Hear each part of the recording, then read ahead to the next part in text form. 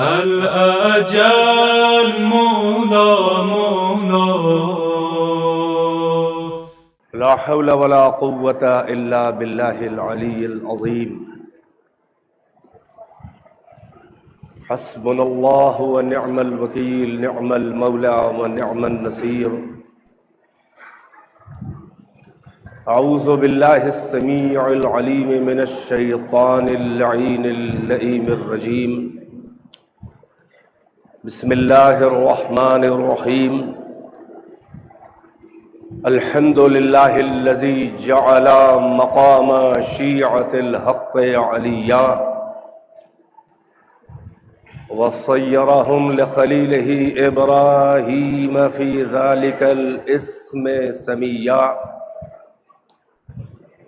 والصلاة والسلام والتحية والإكرام على المبعوث بالحق نبيا والمصطفى بالرسالة النجية العبد المؤيد والرسول المسدد والنبي الممجد والمصطفى الأمجد والمحمود الأحمد صاحب الوقار والسكينة المدفون بأرض المدينة فاتحة کتاب التکوین خاتمة مصحف التدوین سیدنا و مولانا و حبیب قلوبنا و طبیب نفوسنا و شفیع ذنوبنا بالقاسم محمد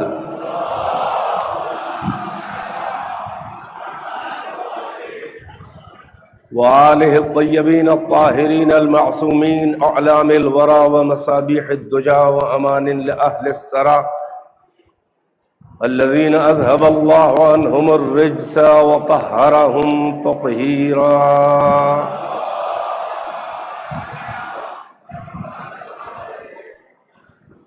لا سيما على بقية الله الأعظم الحجة ابن الحسن العسكري عجل الله تعالى فرجه الشريف.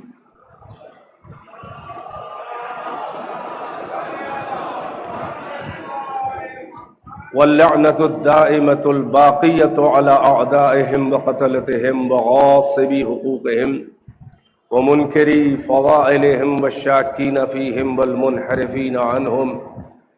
أما بعد، فقد قال الله تبارك وتعالى في القرآن المجيد: بسم الله الرحمن الرحيم. هو الذي أرسل رسوله بالهدى والدين الحق ليظهره على الدين كله ولو كره المشركون. صلوات بر محمد وآل محمد.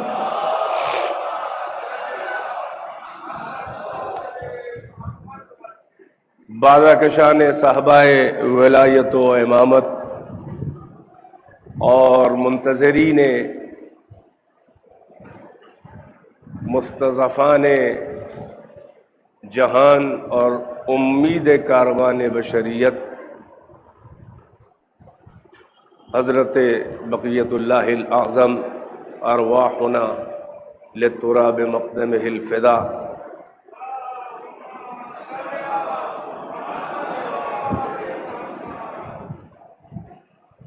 اس پرمسرت اور مسعود جشن کے موقع پر میں خود سرکار رسالت، ائمہ اطہار، اہل بیت طاہرین اور امام کی جدہ ماجدہ مظلومہ کائنات ملک جنت کی بارگاہ عصمت مآب میں تحفہ تبریک و تہنیت پیش کرتا ہوں، اور تمام علماء کرام، مراجع ربانی، ذاکرین، خطبہ، شعراء، منقبت خان، جو بھی اس غیبت کے پرفتن دور میں آستانہ غیبت سے جڑا ہوا ہے اور اپنے نہا خانہ وجود سید ترانہ بلند کر رہا ہے کہ ہزاروں فتنہ خوابیدہ بحر امتحان اٹھے،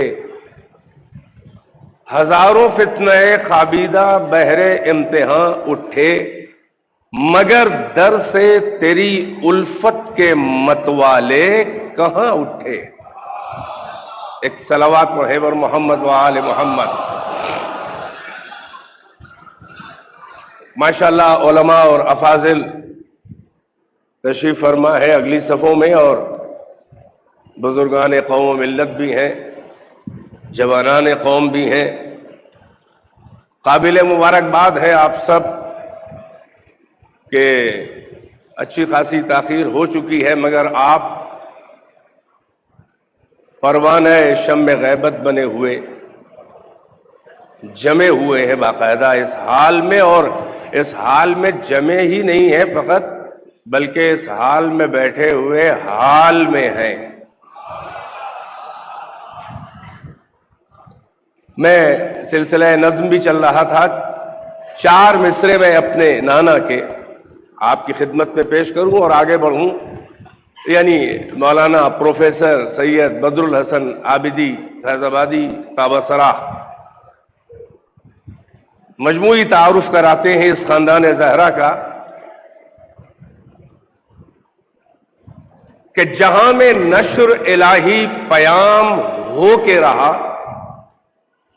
ماشاءاللہ شعراء بھی ہیں اور سخن سنج حضرات موجود ہیں، جہاں میں نشر الہی پیام ہو کے رہا، خدا کا کام محمد کا نام ہو کے رہا، جہاں میں نشر الہی پیام ہو کے رہا، خدا کا کام محمد کا نام ہو کے رہا، خدا نے بخشا یہ تسبیح فاطمہ کو شرف۔ چوتھا مصرع ملاحظہ ہو، خدا نے بخشا یہ تسبیح فاطمہ کو شرف، جو دانا ہاتھ میں آیا امام ہو کے رہا۔ صلوات سے نواز دیں بر محمد و آل محمد۔ تو اس نے آغاز کے طور پہ آپ کی خدمت میں 4 مصرے پیش کیے تاکہ نظم سے نثر کا سفر آپ کی محترم اور لطیف سماعتوں پر گراں نہ ہو، کیونکہ ظاہر ہے کہ گفتگو کا محل اور موقع جو ہے وہ ولائی بھی ہے اور استدلالی بھی ہے، تو دونوں انداز میں چاہوں گا کہ آپ کی سماعتوں کی ضیافت کروں۔ میں نے جس آیہ وافی ہدایہ کو عنوان سخن قرار دیا،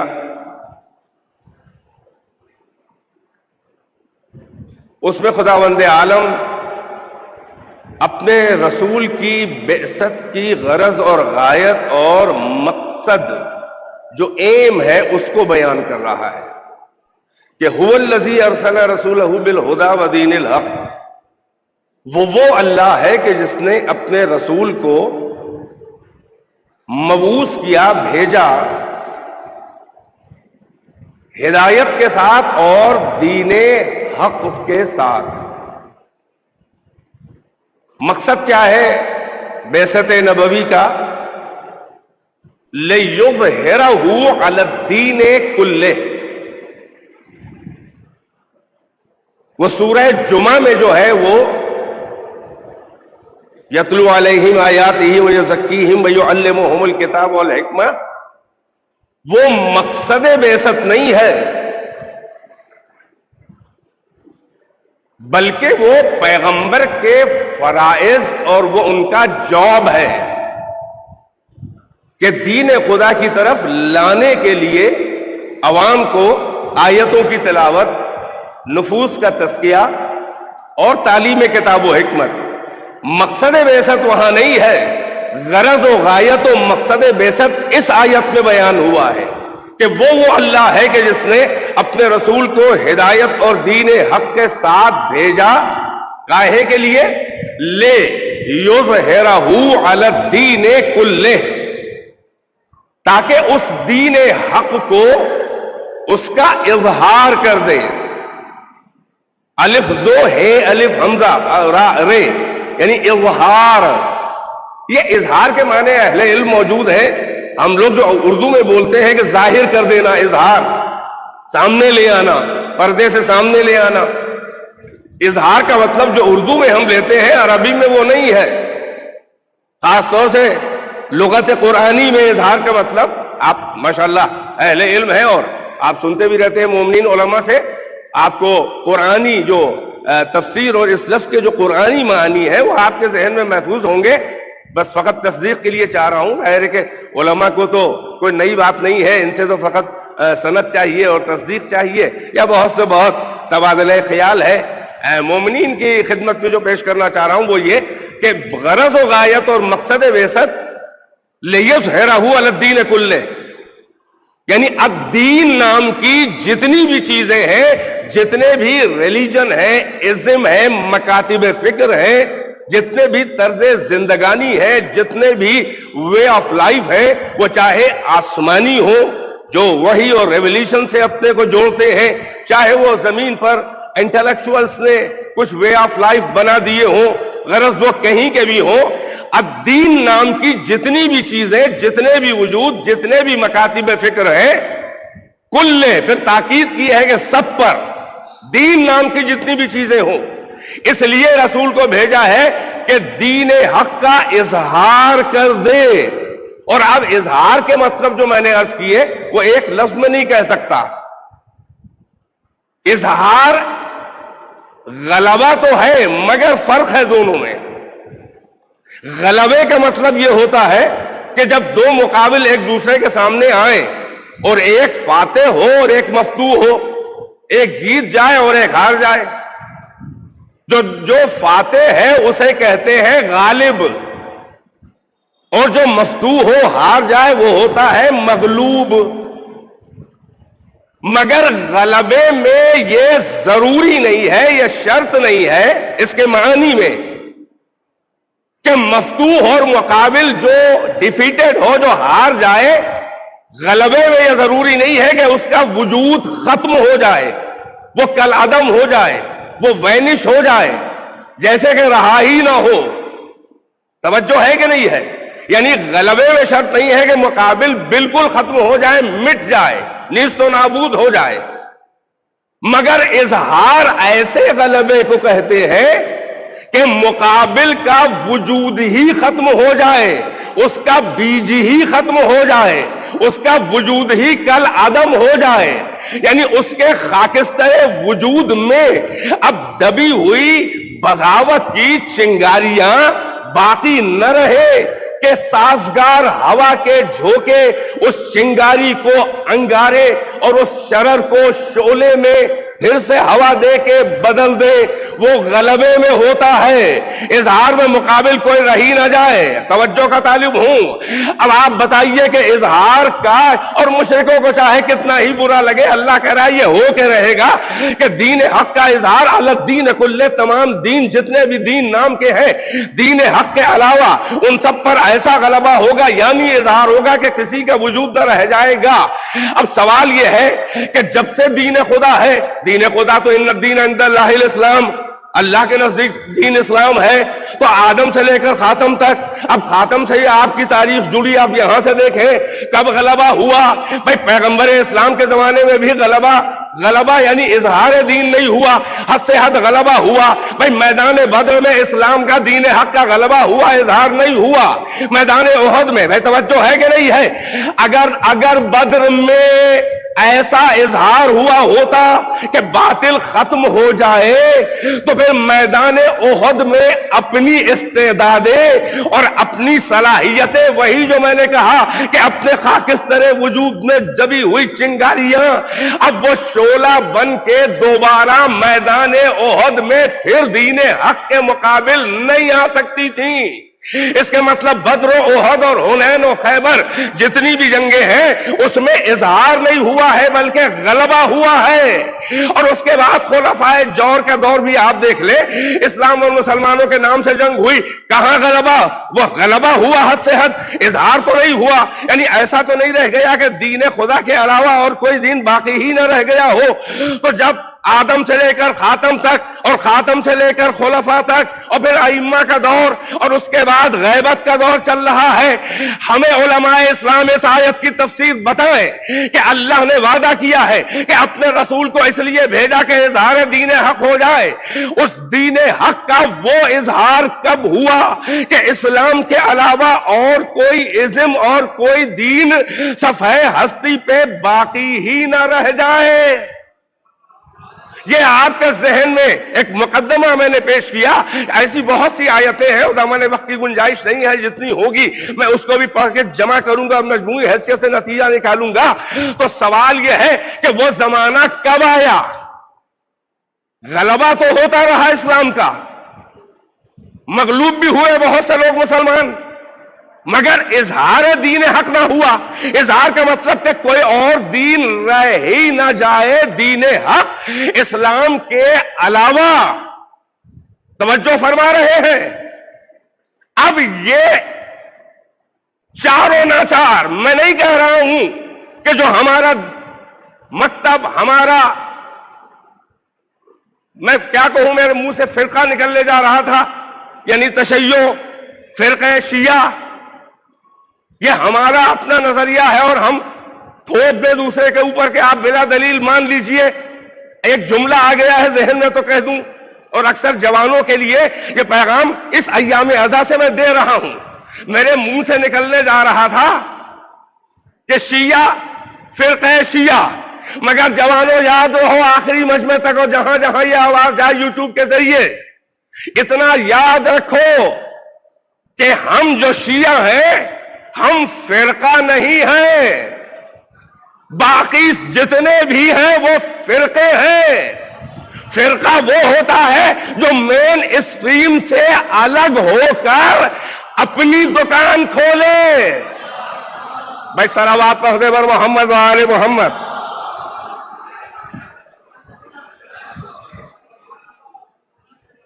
بھائی فرقہ, فیر, قاف, اس کے جتنے بھی یہ مادہ ہے, اوریجن ہے, اس کے جتنے بھی ڈیریویٹو ہے, فرق, فروق, جدا ہونا, الگ ہو جانا.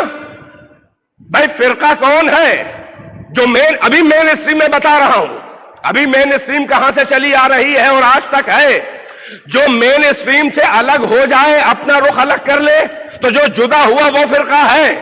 ہم فرقہ نہیں ہے, باقی سب فرقے ہیں. ہم کسی سے جدا نہیں ہوئے ہیں, سب ہمیں سے الگ ہو کے فرقے بنے ہیں. صلوات پڑھے بر محمد و آل محمد.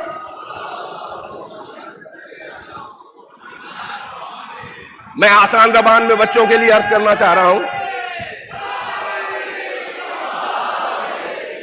بھائی میں نے ایک دعویٰ کیا ہے, میں ایک موٹی سی دلیل دے رہا ہوں, موٹی گدی والوں کے بھی عقل میں یہ دلیل آ جائے گی. ہم فرقہ نہیں ہیں, ہم شیعان علی مکتب اہل بیت, ہم فرقہ نہیں ہیں. اور اس کی سب سے محکم دلیل اور پریکٹیکل اور تاریخی اور سامنے کی مدلل دلیل یہ ہے, فرقہ وہ ہوتا ہے کہ جس کا وجود رسول اللہ کے بعد سامنے آئے. ماشاءاللہ اہل علم تو اشاروں تک پہنچ رہے ہیں نا. فرقہ وہ ہوتا ہے جو رسول اللہ کے بعد وجود میں آئے. وہی گمراہی ہے, وہی بدعت ہے, وہی ضلالت ہے. فرقہ وہ ہوتا ہے جو رسول کے بعد وجود میں آئے. جو رسول کے سامنے وجود میں ہو وہ فرقہ نہیں ہوتا, وہ دین ہوتا ہے. بھئی تشیع فرقہ نہیں ہے, شیعیت دین ہے. اس لیے کہ جو رسول کے بعد وجود میں آئے وہ فرقہ ہے, جو رسول کے سامنے وجود میں ہو اب بھائی وہ دین ہے. اس لیے کہ رسول اللہ فرقہ لے کر نہیں آئے تھے, رسول اللہ دین لے کر آئے تھے. اور اب شیعہ علی کے اور سراغ اور نقوش شاہراہ ہدایت اور توحید پہ جا کے قرآن میں بھی دیکھو اور سنت رسول اللہ میں بھی دیکھو. بھائی حضور کے سامنے ہمارا وجود ہے. بعض صحابہ کو رسول اللہ کے سامنے شیعہ علی کہہ کے پکارا کرتے تھے. بھائی میری لاجک پہنچ رہی ہے کہ نہیں؟ فریقین کی کتابیں بھری پڑی ہیں اہل سنت کی کہ بعض صحابہ کو شیعہ علی ابن ابی طالب کہہ کے پکارتے تھے. سلمان، ابو ذر، مقداد، یاسر، عمار، مالک اشتر، حذیفہ یمانی وغیرہ وغیرہ. توجہ ہے کہ نہیں ہے؟ یعنی بعض صحابہ دوسرے صحابہ کو کہتے تھے شیعہ علی آ رہا ہے، وہ دیکھو شیعہ علی ہے. یعنی رسول اللہ کے زمانے میں ان کے سامنے، رسول اللہ کے سامنے بعض صحابہ کو پکارنا شیعہ علی کہہ کر، یہاں تک تو پھر بھی چلیے ٹھیک ہے، مگر حضرت کا سننا اور خاموش رہنا. بھائی بیدار ہے کہ نہیں ہے؟ یہ تقریر معصوم، یہ تقریر رسول اللہ، یہ امضا اور سگنیچر ہے. تو بعض صحابہ کو کا پکارنا، بعض صحابہ کو شیعہ علی کہہ کر اور رسول کا خاموش رہنا، اس بات کی دلیل ہے کہ علی کا شیعہ ہونا سنت صحابہ بھی ہے اور سنت رسول اللہ بھی ہے. یا ایھا الذین آمنوا ہے قرآن کی آیت کا نزول ہے. ان الذین آمنوا وعملوا الصالحات اولئک ھم خیر البریہ. میں نہیں کہہ رہا ہوں، اہل سنت کی تفاسیر.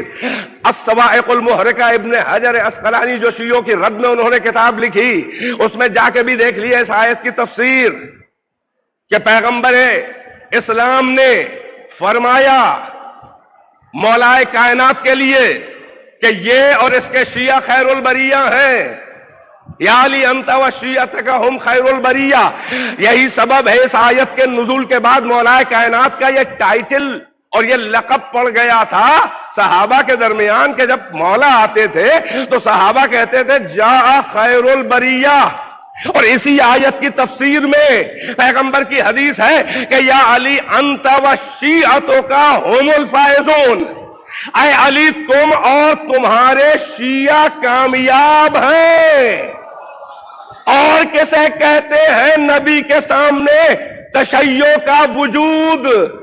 ہمارا وجود نہ پوچھو، ہمارا وجود قرآن میں بھی ہے. ہمارے انجام کی فکر نہ کرو، ہم وہی ہیں جو ابراہیم تھے. بھائی میری بات اگر پہنچ رہی ہو، وَإِنَّ مِن شِيعَتِهِ لَإِبْرَاهِيمَ، ارے ہمارا ذکر جمیل تو قرآن مجید میں موجود ہے. شیعہ کئی جگہ. شرم نہ آئے تو تم بھی بتاؤ کہ تمہارا نام کس نے رکھا؟ ہمارا نام تو اللہ میاں نے رکھا، ہمارا ذکر تو قرآن مجید میں ہے.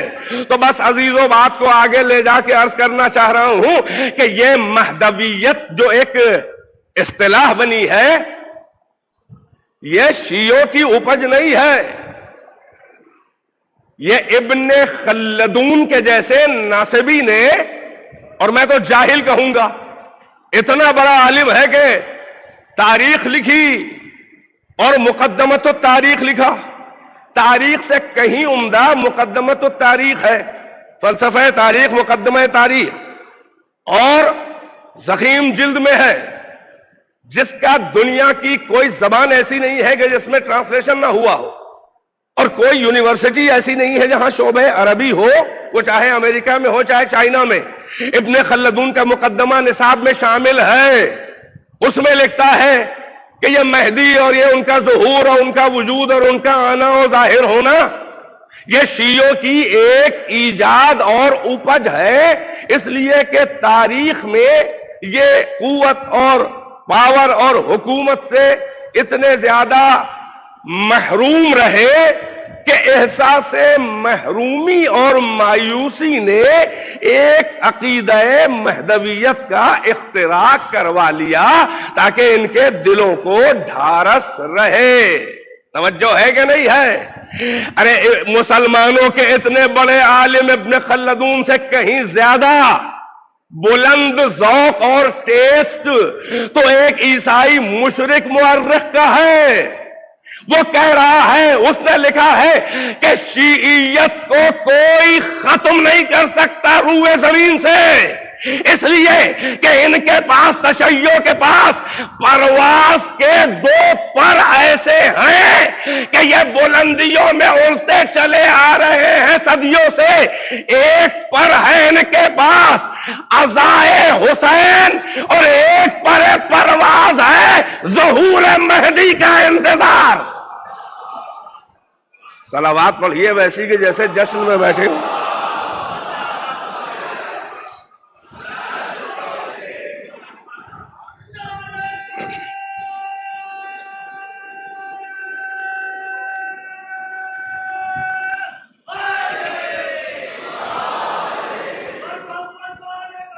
صلوات بر محمد وآل محمد. جلدی جلدی آپ کو منزل تک لانا چاہ رہا ہوں. میں اپنا عقیدہ، ہم یعنی مکتبہ اہل بیت کا عقیدہ الگ سے کسی پہ تھوپ نہیں رہے، بلکہ مسلمانوں سے بھی مخاطب ہے اور تمام ادیان عالم سے بھی ایک سوال ہے. بھائی اتنا یاد رہے آپ کو، یہ عقیدہ مہدویت جو کہلاتا ہے، نام، ہویت، صفات، ان سب کے تھوڑے تھوڑے اختلاف کے ساتھ کوئی ایسا انسانی گروہ نہیں ہے اور کوئی ایسا عقیدہ بشریت میں نہیں ہے، وہ دین آسمانی ہو یا زمین والے، ہر ایک کے یہاں کسی ایک منجی، کسی ایک منقذ، کسی ایک مخلص کہ جو بشریت کے مصائب و آلام کو دور کرے اور ان کو ان کی گرفتاریوں سے، ان کی پریشانیوں سے، ظالموں کے ظلم اور استبداد سے نجات دے اور عدل و انصاف ان میں قائم کرے. یہ جو عقیدہ ہے، یہ کوئی ایسا دین دنیا کا نہیں ہے کہ جہاں کسی نہ کسی ایسے منجی بشریت کے آنے کا انتظار نہ ہو. وہ جتنے بھی ابراہیمی دین ہیں سب کے یہاں یہ عقیدہ ہے، یہودیوں کے یہاں بھی یہ عقیدہ ہے، عیسائیوں کے یہاں بھی یہ عقیدہ ہے، ہندو میتھولوجی میں بھی یہ عقیدہ ہے، ان کے آسمانی گرنتھوں میں بھی اشارے ہیں، حتیٰ کہ تورات اور انجیل میں بھی ہے، العہد القدیم میں بھی ذکر ہے، اور العہد الجدید جسے آپ اولڈ ٹیسٹمنٹ اور نیو ٹیسٹمنٹ کہتے ہیں، تورات اور انجیل کو جمع کر کے جو لکھا گیا ہے، جس کا عربی میں العہد القدیم یعنی ہیبرو سے ٹرانسلیشن اور انگلش میں نیو ٹیسٹمنٹ اولڈ ٹیسٹمنٹ ہے. آپ دیکھیں وہاں پر بھی موجود ہے. میں ایک حوالہ دوں، اس کو میں نے کسی کوئی پروگرام تھا شاید ہادی ٹی وی پہ، تو کچھ مطالعہ کر کے اور وہاں سے نکال کے میں نے عربی والی تورات سے یہ حوالہ دیا تھا، آپ کی خدمت میں پیش کروں کہ یہ جو میں عرض کر رہا تھا کہ یہ عقیدہ فقط مسلمانوں ہی کا نہیں ہے. مسلمان بدبخت ہے کہے کہ شیعوں کا عقیدہ ہے، اس کو تو چاہیے کہے یہودیوں سے کہے کہ تمہارا بھی عقیدہ ہے. آپ دیکھ رہے ہیں بدبختی، یعنی اہل بیت سے بغض دیکھیے کہ یہودی کے یہاں جو بیان موجود ہے وہاں تک مسلمان آنے میں گھبرا رہا ہے. گھبراہٹ ابھی بتا رہا ہوں. العہد القدیم میں حضرت داؤد، مزامیر داؤد، اس میں ایک مزمار جس میں ان کی مناجات ہے، لہن داؤدی مشہور ہے، زبور جن پہ نازل ہوئی، وہ لہن داؤدی کے جس سے وحوش طیور آ کے سنے اور آنسو بہائیں، وہ ان کی مناجات، وہ دعائیں. وہ مزامیر داؤد میں ایک مناجات ہے جو بڑی طویل ہے، میں فقط اس کے پہلے جملے سے استفادہ کر کے آگے بڑھوں گا. حضرت داؤد کی ایک مناجات ہے، آخری مجمع تک جوانوں، یہ بہت اہم اور علمی، میں کہہ رہا ہوں اولڈ ٹیسٹمنٹ میں انگلش میں ہے، العہد القدیم عربی ٹرانسلیشن میں یہ جملہ میں پڑھ رہا ہوں کہ حضرت داؤد نے اللہ کی بارگاہ میں مناجات و دعا کی کہ اللہم اعط شریعتک للملک وَأَعْتِ عَدْلَكَ لِبْنِ الْمَلِكِ.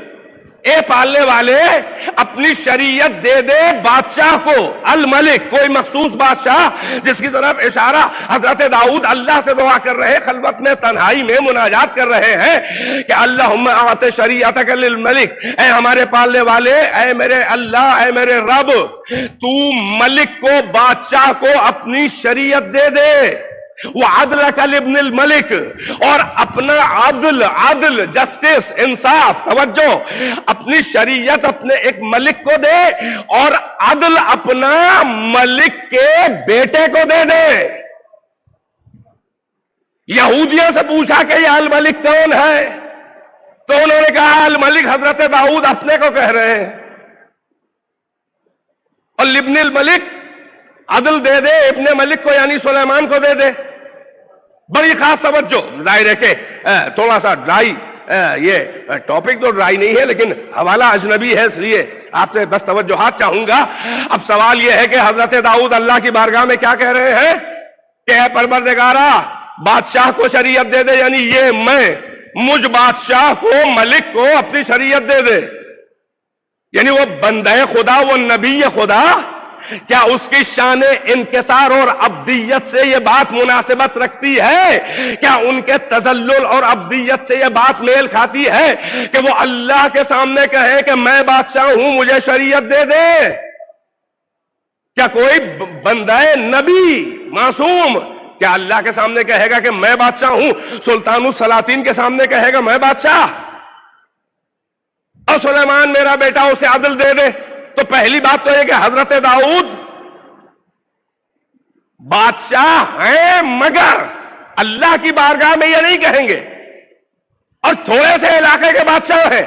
اور دوسری دلیل بڑی اہم ہے، شریعت مانگ رہے ہیں، مگر یہودی، عیسائی اور مسلمان سب کا اتفاق ہے کہ حضرت داؤد صاحب شریعت نبی تھے ہی نہیں۔ اور فرمایا صاحب شریعت نبی ہی نہیں تھے، تو اللہ سے شریعت مانگی تو اللہ کو چاہیے شریعت دیتا ہو، نہیں ملی تو اس کے مطلب داؤد نہیں ہے، نہ سلیمان ہے۔ اب عیسائیوں نے کہا کہ اس سے مراد جو اولڈ ٹیسٹامنٹ میں داؤد کی دعا ہے وہ حضرت عیسیٰ ہے، تو یہیں سے بات کٹ گئی کہ صاحب شریعت تو ہے مگر عیسیٰ بادشاہ نہیں ہے۔ انہیں تو بڑے بڑے ہیں باغیان بنی اسرائیل نے خود ہی ظلم کا نشانہ بنایا، تو وہ الملک نہیں ہے، شریعت ہے۔ اور اگلا جملہ صاف بتا رہا ہے کہ یہ مراد نہیں ہے کہ وہ آتے عدل کا ابن الملک، یعنی اور اپنا عدل دے دے، ملک کے بیٹے کو دے دے۔ حضرت عیسیٰ کی شادی ہی نہیں ہوئی، ان کا کوئی بیٹا ہی نہیں ہے۔ بس عزیزو، اسی لیے میں نے کہا کہ دیکھیے یہ صفات کے آئینے میں تورات اور انجیل نے صفات تو بیان کیے، مگر شخصیت کا تعین کرنے میں ان کا استدلال باطل ہے۔ جب نہیں فٹ ہو رہا ہے تو تورات اور انجیل بھی آج بھی موجود ہے۔ تو اب ہمیں داؤد اور عیسیٰ کے بعد کوئی ایسا بتاؤ اللہ کا نمائندہ کہ جو الملک بھی ہو اور صاحب شریعت بھی ہو، اور جس کے بیٹے کو اللہ نے اپنے عدل کا مظہر بنایا ہو، وہ سوائے محمد و مہدی کے نہ کوئی باپ ہے ایسا، نہ کوئی بیٹا ہے ایسا۔ صلوات پڑھ دے بر محمد و آل محمد۔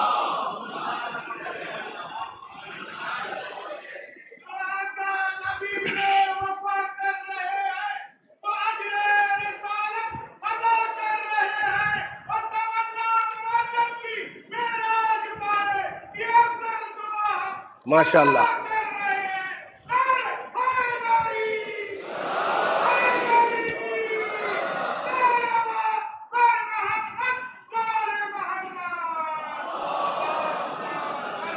بھائی دیکھیے ماشاءاللہ کتنے جوش سے صلوات کا نعرہ آپ سے لگوا کے جواب مانگ رہے ہیں، مگر وہ اکیلے ان کی آواز آپ سب سے مل کی آوازوں پر غالب آ گئی ہے، تو اظہار لگ رہا ہے۔ ایک صلوات پڑھیں پر محمد و آل محمد۔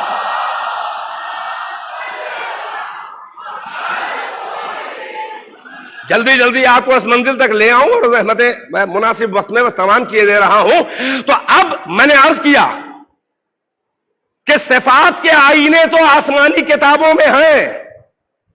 مہدویت میں نے کہا شاید ہی کوئی عالم برادری میں، انسانی کارواں میں شاید ہی کوئی ایسا عقیدہ ہو کہ جس پر تمام انسانوں کا اتفاق ہو سوائے کسی نجات دہندہ کی آمد کا انتظار۔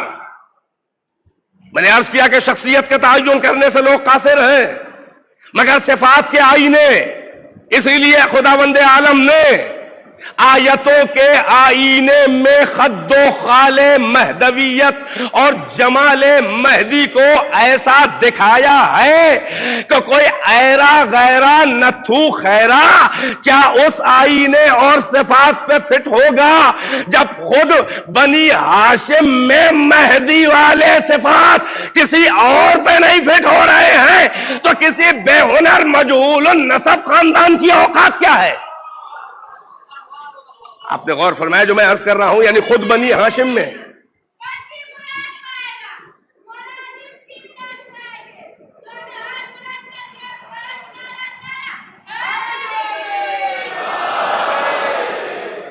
مل جل کے صلوات سے نواز بر محمد وآل محمد۔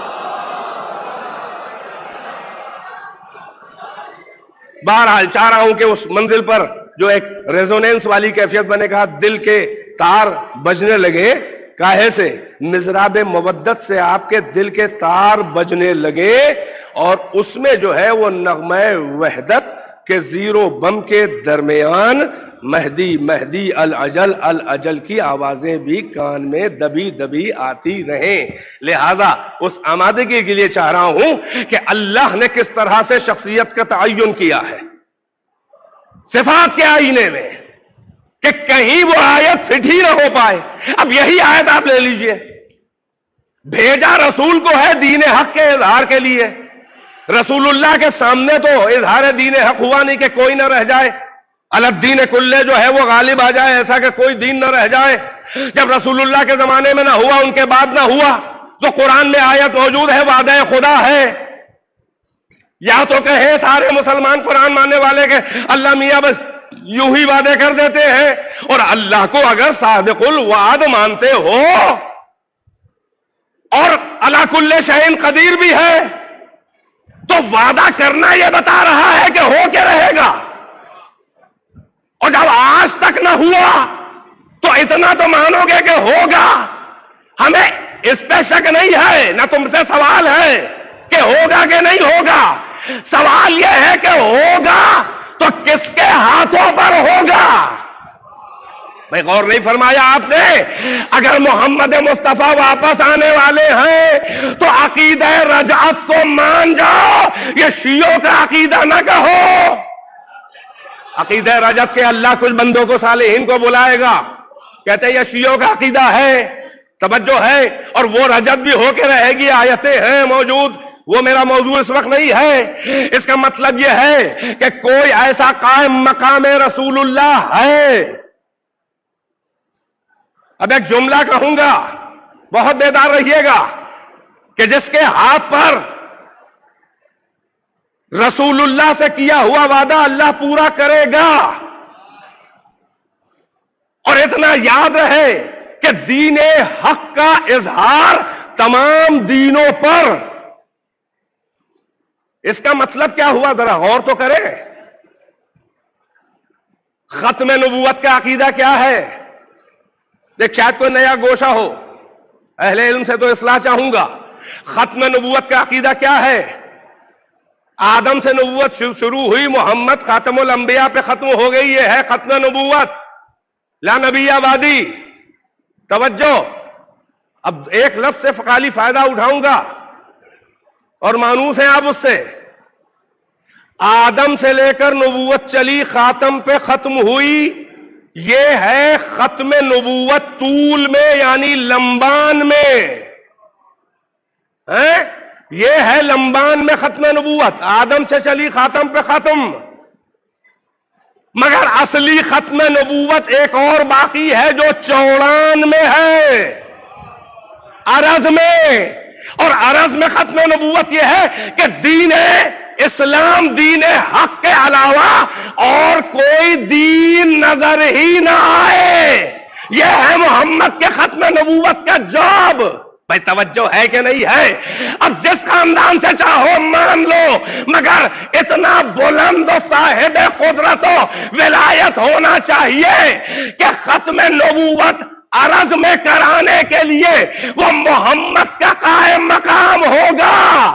مگر محمد نے جو نبوت کا اعلان اعلان کیا تھا تو ساتھ میں تلوار لیے ہوئے اللہ کا ہاتھ بھی آیا تھا، مگر مہدی جو آئے گا تو محمد کا بھی ختم قائم مقام ہے، یہ علی کا بھی قائم مقام ہے، ایک طرف سے نمائندہ محمد ہے اور ایک طرف سے نمائندہ شیر خدا علی مرتضیٰ صاحب ذوالفقار ہے۔ نہیں، اسی لیے اگلی آیت میں خداوند عالم نے صلوات پڑھنے پر محمد و آل محمد،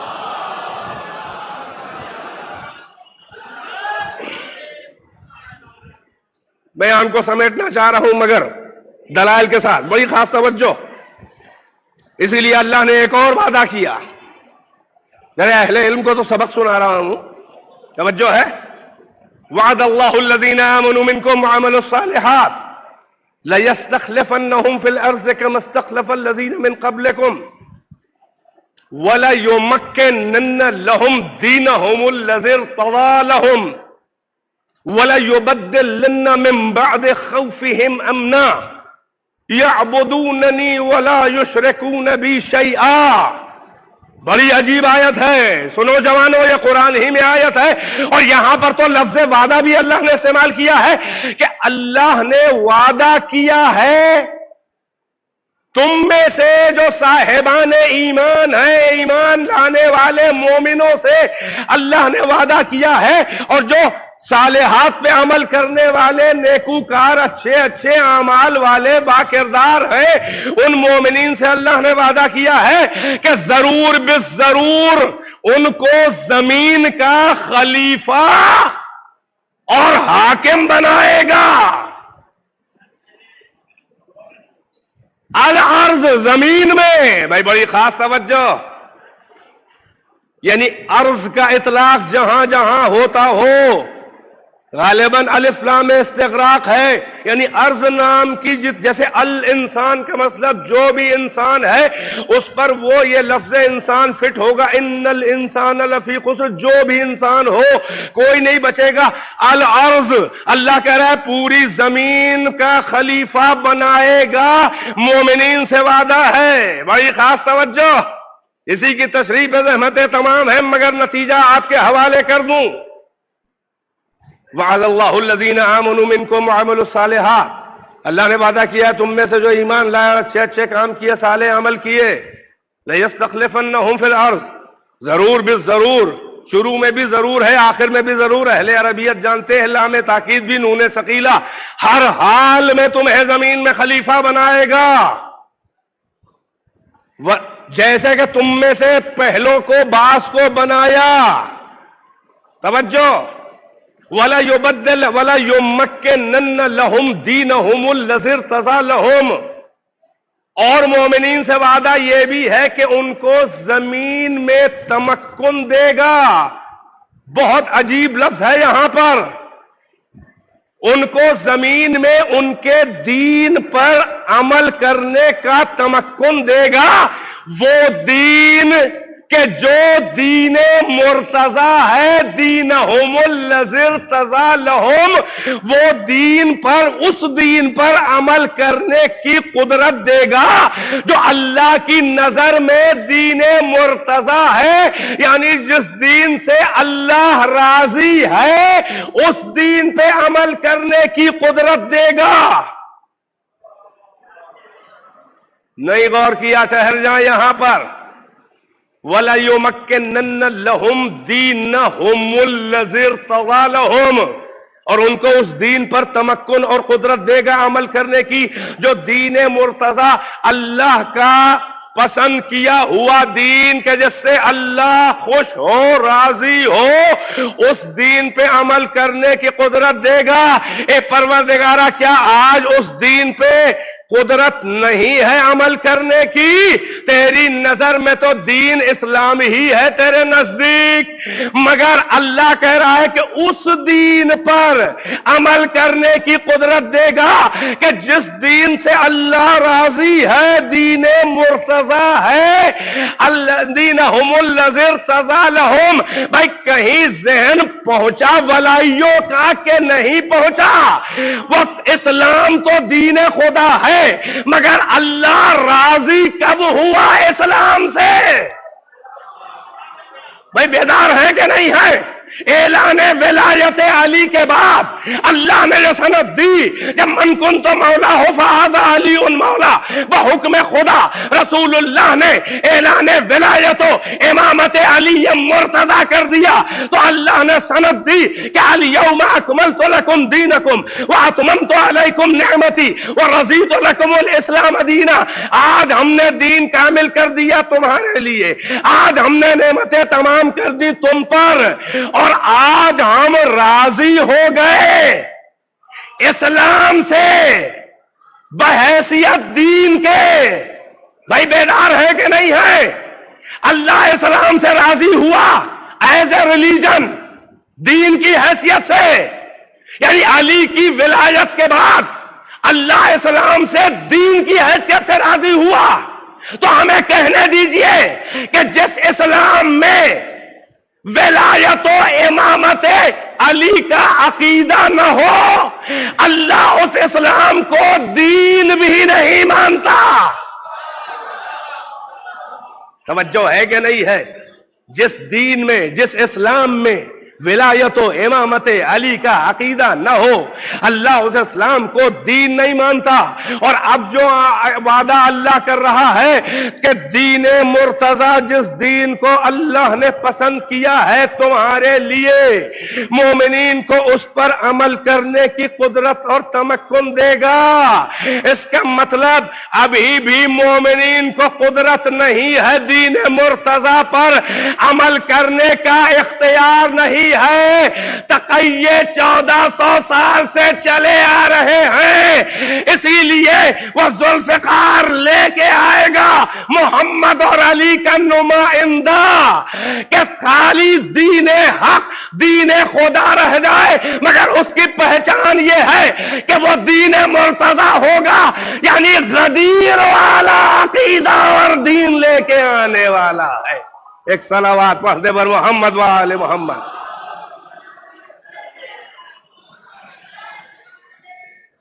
ایک اور صلوات۔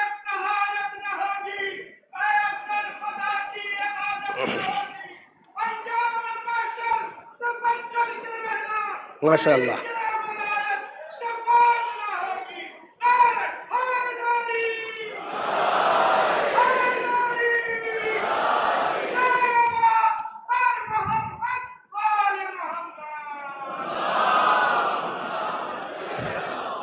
بس عزیزوں، میں اختتامی مراحل پر ہوں، اور ظاہر ہے کہ 1 گھنٹہ پورا ہونے میں ابھی مجھے 10-12 منٹ، بس یہی موقع ہے، اس کے آگے نہیں جانا چاہوں گا، مگر اختتامی مراحل اور دلائل آپ کی خدمت میں جو دیتا چلا آ رہا ہوں اسی کا نچوڑ پیش کر دوں۔ بھائی یہی سبب ہے کہ جو آنے والا آ رہا ہے وہ کس کے دین پہ آئے گا؟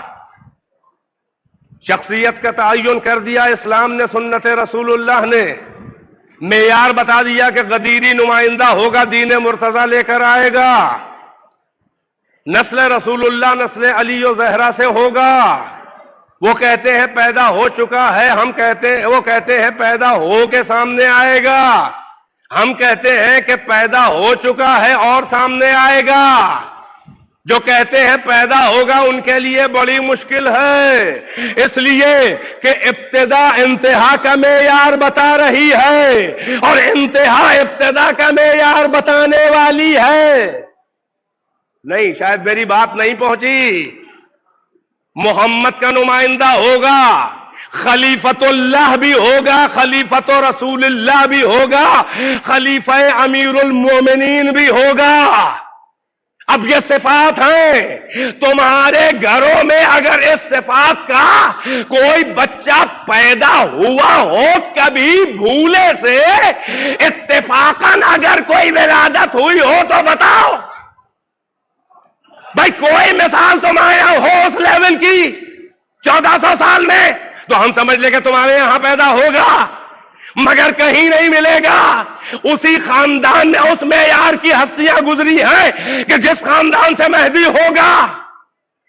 بھائی توجہ ہے کہ نہیں ہے؟ لہذا علی کا ہاتھ، علی کی ذوالفقار، کوئی تمہارا سیف اللہ بھی نہیں اس معیار کا ہے۔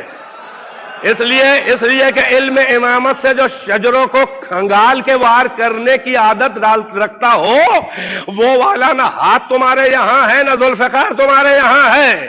بس عزیزو، یہی صحیح سبب ہے کہ خداوند عالم منتظر ہے۔ کاہے کا؟ آیت بتا رہا ہوں، آپ ہی منتظر نہیں ہے، اللہ بھی منتظر ہے۔ شاید کوئی نئی بات ہو کتابت کے حوالے سے، مگر آیت کا بھی ریفرنس ہے۔ آیت سن لیں اور بات کو تمام کروں۔ اللہ فرما رہا ہے، ساری احادیث ہیں، آیتیں آپ نے سنی، حدیث آپ کے ذہن میں ہے کہ وہ مہدی آئے گا، ہم اہل بیت میں سے ہوگا، وہ قائم ہوگا، میرا نام اس کا نام ہو جائے، اس کا نام میرے نام کا جیسا، میری کنیت اس کی کنیت ایک ہوگی، یہ سب بتا کے وہ نسل زہرا سے ہوگا۔ اور سب سے بڑا اہم کام کیا ہے؟ وَيَمْلَأُ الْأَرْضَ قِسْطًا وَعَدْلًا كَمَا مُلِئَتْ ظُلْمًا وَجَوْرًا، عدل و انصاف سے زمین کو ویسے بھرے گا کہ جیسے ظلم اور جور سے بھری ہو۔ عقلوں کو کامل کرے گا، علوم کو جمع کر کے انڈیل دے گا، جس کے سر پہ ہاتھ رکھ دے گا اس کی عقل مکمل ہو جائے گی۔ یہ سنیوں کے ابھی ہے اور شیعوں کے ابھی روایت ہے، مگر ایک چیز کا انتظار، بہت سے اسباب ہیں غیبت کے اور غیبت کے طولانی ہونے کے، ایک اشارہ قرآن کی آیت ہے اور امام کی شان میں ہے۔ توجہ، اللہ فرما رہا ہے، بہت خاص توجہ ادھر، وَلَوْ تَزَيَّلُوا لَعَذَّبْنَا الَّذِينَ كَفَرُوا مِنْهُمْ عَذَابًا عَلِيمًا۔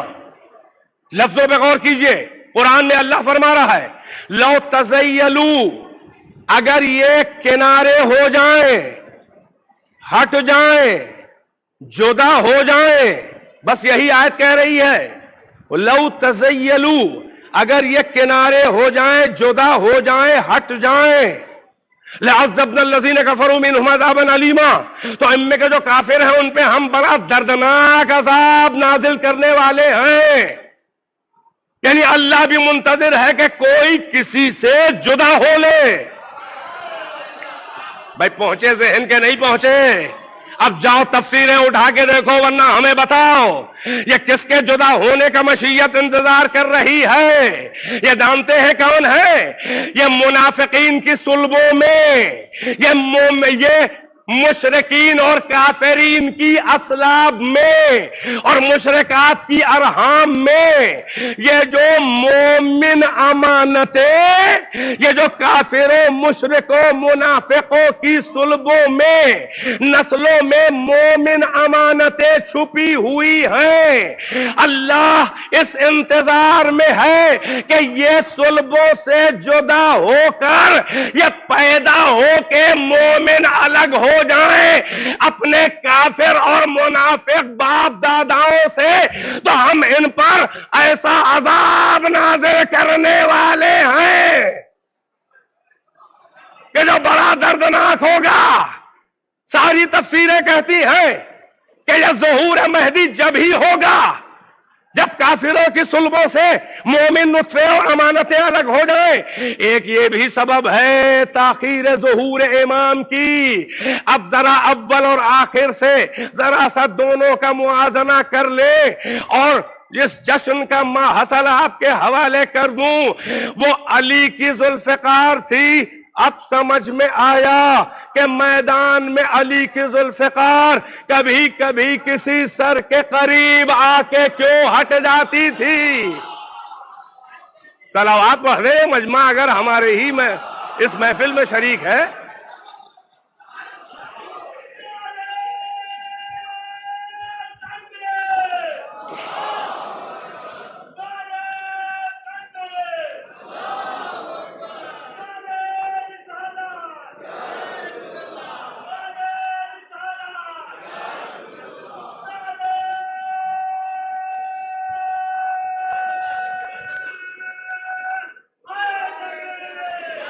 ماشاءاللہ ماشاءاللہ، مل جل کے صلوات پڑھے پر محمد و آل محمد، 5-7 منٹ پہ بات تمام ہے۔ لَوْ تَزَيَّلُوا لَعَذَّبْنَا الَّذِينَ كَفَرُوا مِنْهُمْ عَذَابًا عَلِيمًا، اگر یہ جدا ہو لے یعنی مومن نطفے، مومن امانتیں اسلاب کفاروں، مشرکینوں، منافقینوں، جاہدینوں، ملحدین سے اگر پیدا ہو کے جدا ہو لے تو ہم ان پہ عذاب دردناک نازل کرنے والے ہیں۔ وہ علی کی ذوالفقار تھی کہ میدان کارزار میں کسی کو چیر کے دم لیا اور کبھی کبھی کسی سر کے قریب آ کے ہٹ گئی، کیا کرے، علم امامت کی مجبوریاں تھیں، علم امامت کی مجبوریاں تھیں۔ یہ وہ سیف اللہ یا بجرنگ بلی نہیں ہے کہ اندھا دھند جس کو چاہے مار دے۔ یہاں مرکب شجاعت پر علم اور عصمت سوار ہے، یہاں مرکب شجاعت پر علم و عصمت سوار ہے۔ یہ نسلوں کو کھنگال کے شجروں کا جائزہ لے کے علی مار رہا ہے، اور یہی سبب ہے کہ علی کی تلوار مقتول کے عقیدے کا فیصلہ کر دیتی ہے۔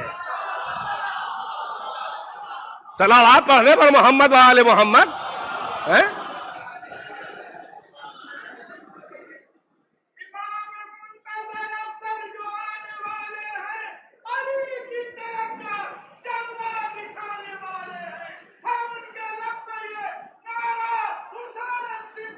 مولانا آپ کے قابل نہیں ہے لیکن پھر بھی ادب محفل ہے۔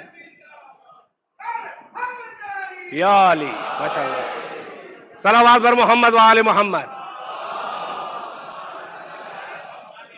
میں نے عرض کیا کہ جو علی کی ذوالفقار باس کو چیرا ہو، باس کے شجروں کا جائزہ لے کے، یا جمل و صفین و نہروان، یا بدر و احد و حنین و خیبر، یہ جو بچ گئے تھے، یہ اگر علی کی علم امامت نہ ہوتی تو یہ منافق نطفے، یہ ناصبی، یہ داعش، یہ سپاہ صحابہ، یہ القاعدہ، اما اگر اجداد کے گلے کاٹ دیتا میرا مولا تو تم پیدا ہی نہ ہوتے۔ بھئی یہی سبب ہے کہ 1400 سال کے بعد بھی جب کبھی ولایت علی اور مہدی کی پروائی ہوا چلتی ہے تو جن کی اسلاب پہ ذوالفقار علی کی چوٹیں اور دھمکیں پہنچی تھیں، ان نطفوں میں اس پروائی ہوا سے بڑی دکھن ہوتی ہے اور بڑے ناصبیت کی متلیاں ہوتی ہیں۔ علی کو جلدی اس لیے نہیں تھی کہ کام میرا ہے، ہو جائے گا، میں ہی کروں گا، میرا ہی ہاتھ، میرا ہی لال، میری ہی ذوالفقار ہوگی۔ جسے قدرت ہوتی ہے وہ انتقام میں جلدی نہیں کرتا، تو وہ علم علی کی مجبوری تھی کہ ہر ایک کو نہیں مارا۔ ذوالفقار سے کہا بچا کچھا چھوڑ دیا ہے تیرے لیے اور اپنے بیٹے کے لیے۔ اب اللہ بھی ابھی مہدی کو نہیں بھیج رہا ہے کہ یہ مومن نطفے جدا ہو جائیں، لہذا جب ساری امانتیں الگ ہو جائیں گی اور پوتے کی مجبوریاں دادا والی نہیں رہ جائیں گی، تو جب یہ ذوالفقار اٹھے گی تو سر کے قریب سے ہٹے گی نہیں بلکہ چیر کے دم لے گی، کیونکہ کوئی مومن بچا ہی نہ ہوگا۔ یہ ہے پردے صلوات پر محمد و آل محمد۔ بس عزیز،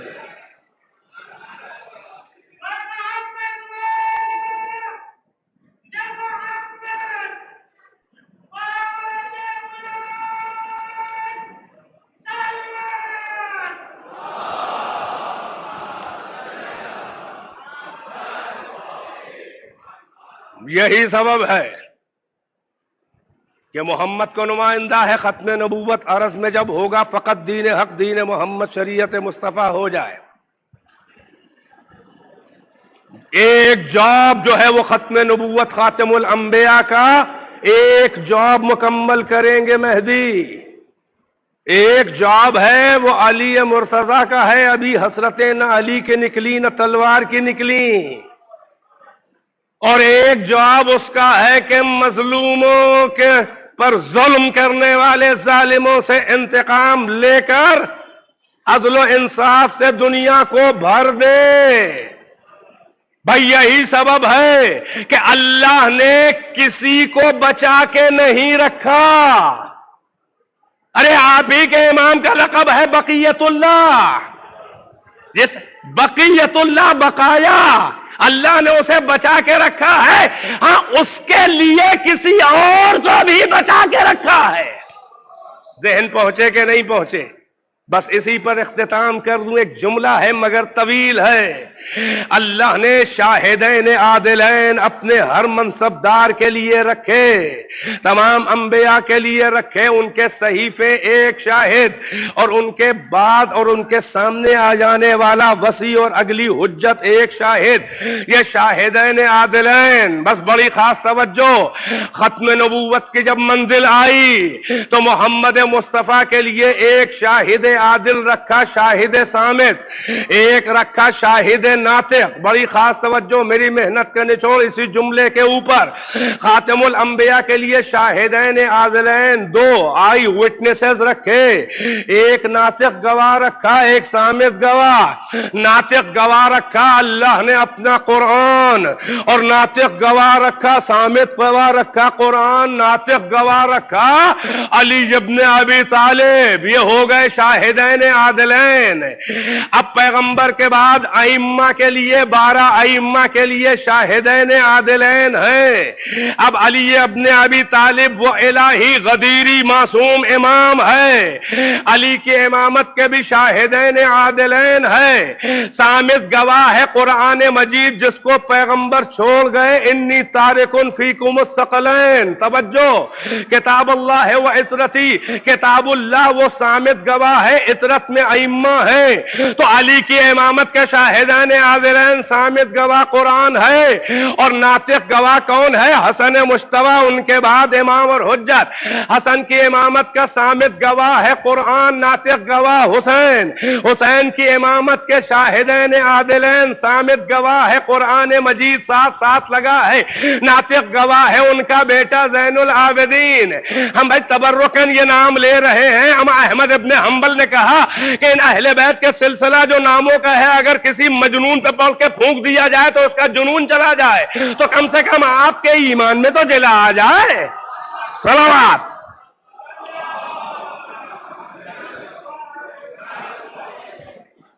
زین العابدین کے امامت کے شاہدان عادلین، صامت گواہ قرآن، ناطق گواہ ان کا بیٹا محمد باقر۔ محمد باقر کی امامت کے شاہدان عادلین، صامت گواہ قرآن، ناطق گواہ جعفر صادق۔ جعفر صادق کی امامت کے شاہدین عادلین، صامت گواہ قرآن، ناطق گواہ موسیٰ کاظم۔ موسیٰ کاظم کے امامت کے شاہدین عادلین، قرآن جو ہے وہ صامت گواہ ہے، اور ناطق گواہ کون ہے؟ ان کا بیٹا علی رضا۔ علی رضا کی امامت کے شاہدین عادلین، صامت گواہ قرآن، ناطق گواہ محمد تقی، اگلی حجت، اگلا امام۔ علی محمد تقی کی امامت کے شاہدین عادلین، صامت گواہ قرآن، ناطق گواہ علی نقی امام حجت۔ توجہ، علی نقی کی امامت کے شاہدان عادلین، صامت گواہ ہے قرآن مجید، ناطق گواہ ہے اگلی حجت اللہ امام حسن عسکری۔ امام حسن عسکری کی امامت کے شاہدان عادلین، صامت گواہ ہے قرآن مجید، ناطق گواہ ہے ان کا بیٹا حجت اللہ، حجت العصر، بقیت اللہ عجل اللہ۔ صلوات پڑھے بر محمد و آل محمد۔ بس یہ نچوڑ کا جملہ ہر ایک سماعت تک جا کر پہنچ کے نقش ہو جانا چاہیے، لوہے پیشانی، لوہے قلب اور لوہے عقیدہ کے اوپر۔ حسن عسکری کے امامت کے شاہدین عادلین، ایک ان کا صامت گواہ قرآن مجید، ناطق گواہ ان کا بیٹا حجت اللہ۔ اب امامت آخری منزل پہ آئی، وہ خاتم الانبیاء تھا، یہ خاتم الائمہ ہے۔ اب امام مہدی کی امامت ظاہری کی بھی دو گواہ چاہیے، شاہدین عادلین۔ ارے صامت گواہ تو قرآن موجود ہے، نیک ناطق گواہ جو حجت اللہ ہو اور معصوم ہو، وہ گواہ چاہیے۔ اب سمجھ میں آیا کہ اللہ نے عیسیٰ ابن مریم کو کس دن کے لیے بچا کے رکھا ہے۔ صلوات بر محمد و آل محمد۔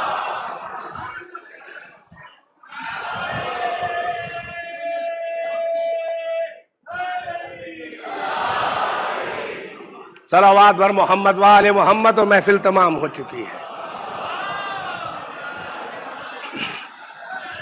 اسی لیے ظاہر کعبہ، جدار کعبہ سے اپنی پیٹھ کو ٹیک لگا کے جب وہ امام کھڑا ہوگا تو آواز دے گا، ایک آسمان سے آواز آئے گی جس کو آپ کوئی دیکھے گا نہیں کہ کون بول رہا ہے، کہ بقیت اللہ خیر لکم ان کنتم مؤمنین۔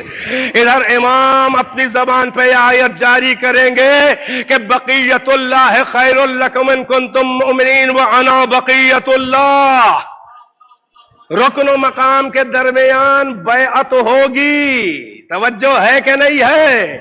اور یہ وہ چندے والی بیعت نہیں ہوگی جو غدیر سے بغاوت کر کے چندے والی بیعتیں لے کے ایکسیڈنٹل خلیفہ بنائے گئے۔ ہم کسی حادثاتی رہبر کے قائل نہیں ہیں، ہم ان رہبروں کے قائل ہیں کہ توحید و رسالت مصطفیٰ جب سے ہے تب سے ائمہ جو ہیں وہ کائنات کی حجت اور امام ہیں۔ ہم بنا کے نہیں مانتے بلکہ بنے بنائے ہوئے کو مانتے ہیں۔ بس میں کیا کروں، دل تڑپ گیا کہ ایک جملہ اور کہہ دوں۔ یہی سبب ہے کہ ساری امت مسلمہ انتظار کیا کر رہی ہے؟ یہ کوئی انتظار نہیں کر رہا ہے کہ وہ آئیں تو ہم ان کو امام یا اپنا خلیفہ بنائیں، چاہے چاہے نہ بنائیں۔ عادت تو وہی والی پڑی ہے کہ چاہے بنائیں چاہے نہ بنائیں۔ اس کا کسی کو انتظار نہیں ہے جوانوں۔ ساری کتابیں یا 73 فرقے ہو یا 75 ہو چکے ہو مجھے تو خبر نہیں ہے، جراثیم موجود ہیں تو رسول نے 73 کہہ دیا تھا تو ملا بور ہو گیا، ورنہ تو 173 بنا کے دم لیتا۔ سارے فرقوں کا اجماع کس بات پہ ہے؟ سن لیں آخری جملہ، کوئی انتظار میں نہیں ہے کہ مہدی آئے تو ہم انہیں الیکشن کرے، سلیکشن کرے، ہم چاہیں تو بیعت کریں اور بنا لیں اور چاہیں نہ بنائیں، کوئی اس انتظار میں نہیں ہے۔ ہر ایک جانتا ہے کہ وہ خلیفۃ اللہ ہے، وہ اللہ کا بنایا آئے گا۔ کسی ملا کی اوقات نہیں ہے کہ بیعت کر کے خلیفہ بنائے، بلکہ ہر ایک منتظر ہے کہ بنایا آئے گا، بس بیعت کر کے قبول کرنا ہے ہمیں۔ یہ عقیدہ ہر ایک کا ہے، بس یہیں پہ ہم غدیری چھوڑیں گے نہیں۔ سوال یہ ہے کہ جس امامت کبریٰ کے آخری کو بنا نہیں پاؤ گے بلکہ بنایا آئے گا، اما جس کے آخری کو نہ بنا پاؤ گے اس کے پہلے کو کیسے بنایا تھا؟ جس کے آخری کو نہ بنا پاؤ گے اس کے پہلے کو کیسے بنایا تھا؟ نہ پہلا کسی کو بنانا تھا نہ آخری کوئی بنائے گا۔ پہلا بھی اللہ رسول نے بنایا تھا، آخری بھی اللہ رسول بنائے گا۔ جواب اتنا سنگین ہے کہ کسی کی اوقات نہیں ہے کہ وہ آگے آئے۔ لفظ خلافت کو در علی سے ہٹایا تو لفظوں کی آبرو چلی گئی، اب خلافت مخالفت کے معنوں میں استعمال ہوتا ہے، اور اکثر ناؤ کو بھی کہتے ہیں کہ خلیفہ کو لے آؤ، ہے کہ نہیں ہے؟ علی کے در سے جب ہٹتے ہیں منصب تو الفاظ کی آبرو اتنی گھٹ جاتی ہے کہ ناؤ اور چرواہے کو بھی وہ لفظ استعمال کر کے پکارا جاتا ہے، مگر امامت کسی کی اوقات نہیں ہے کہ لقب مارے۔